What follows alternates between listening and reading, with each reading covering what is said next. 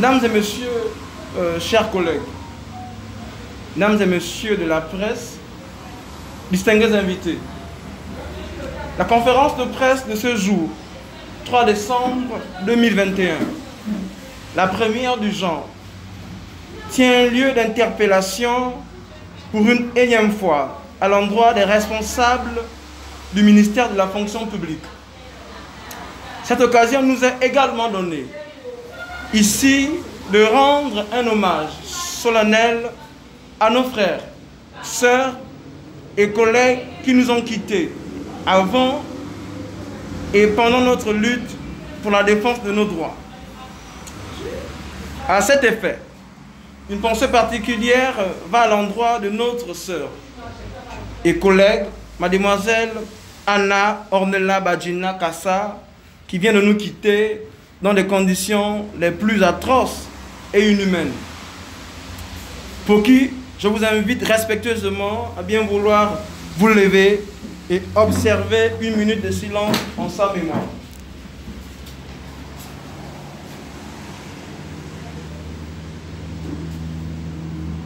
Je vous remercie. À l'attention des plus hautes autorités du ministère de la fonction publique, le collectif des impétrants de la 29e promotion de l'EPCA tient, une fois de plus, à interpeller les services compétents du dit ministère relativement au retard dans le traitement des dossiers, ainsi qu'à l'ineffectivité des mises en solde prévues pour les mois d'octobre et de novembre dernier. Car à ce jour, le traitement des régularisations des situations administratives de la 29e promotion de l'EPCA se situe à 19% dans sa globalité, ce qui demeure très criard. Nous venons dénoncer de ce fait publiquement la légèreté de la parole publique constatée au travers des responsables de cette administration qui depuis 3 ans déjà fait de notre promotion une promotion précarisée et clochardisée. Depuis près de 3 ans, la 29e promotion de l'EPCA est en déshérence sociale et orpheline, car n'étant sous aucun tutorat et sans aucun protectorat. Nous venons également dénoncer avec la plus grande fermeté l'embrigadement de nos matricules soldes et la rétention du traitement diligent espéré de nos situations administratives, notamment de nos mises en solde à 4 semaines du terme du processus d'intégration, consacré par le plan progressif de régularisation des situations administratives 2020-2021. Nous dénonçons par ailleurs l'indifférence avec laquelle est traité le dossier de la 29e promotion de l'EPCA, en dépit des principes d'équité, de justice sociale, d'égalité de chance et de bien-être social tant prôné par les plus hautes autorités de la République gabonaise, en tête desquelles le président de la République, qui fait du bien-être social de tous les Gabonais son cheval de bataille. À cet effet, nous lançons une fois de plus un cri de désespoir dans ce désert de précarité au chef de l'État, au chef du gouvernement et à Madame le ministre de la fonction publique, car nous nous sentons humiliés et indignés dans notre chair.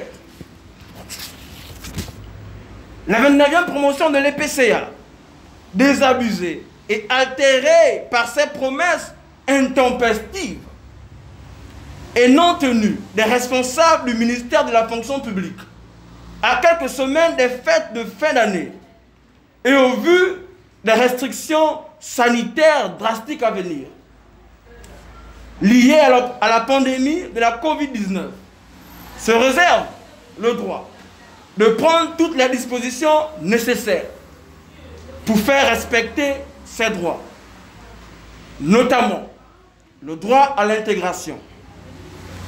Car nous ne demandons qu'à travailler et à recouvrer notre dignité, notre respectabilité et notre intégrité.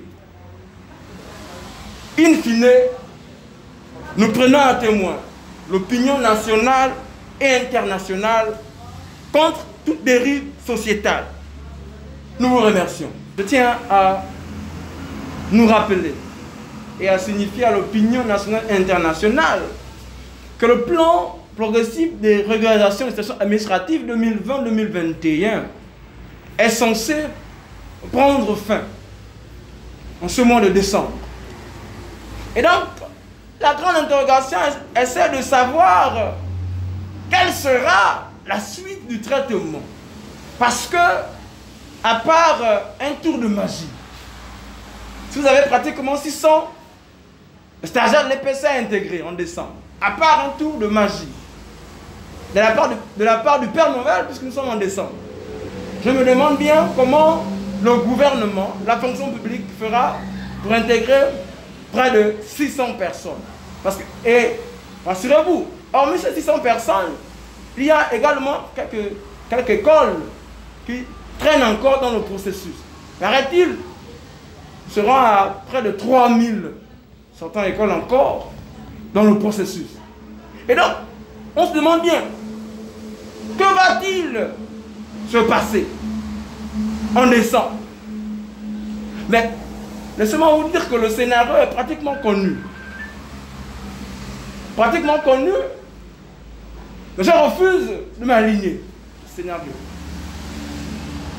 Sinon,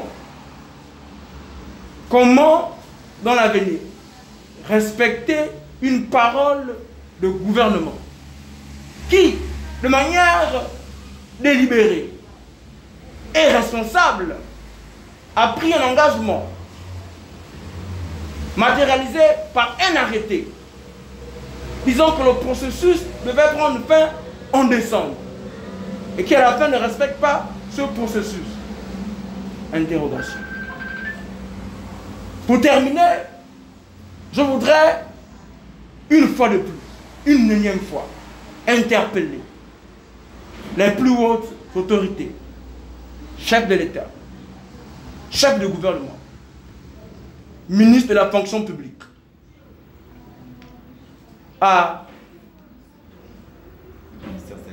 et les ministères sectoriels, pour certains, qui détiennent encore des fiches bleues. Au passage, je pense au ministère du pétrole, du pétrole, de pouvoir faire preuve d'humanisme. Faire preuve d'humanisme, parce que nous sommes dans une situation précaire. Ces personnes qui nous gèrent sont des pères et des mères, et donc ont des enfants comme nous. C'est la raison pour laquelle je demande aux autorités de la République de prendre la mesure du dossier. En ce mois de décembre,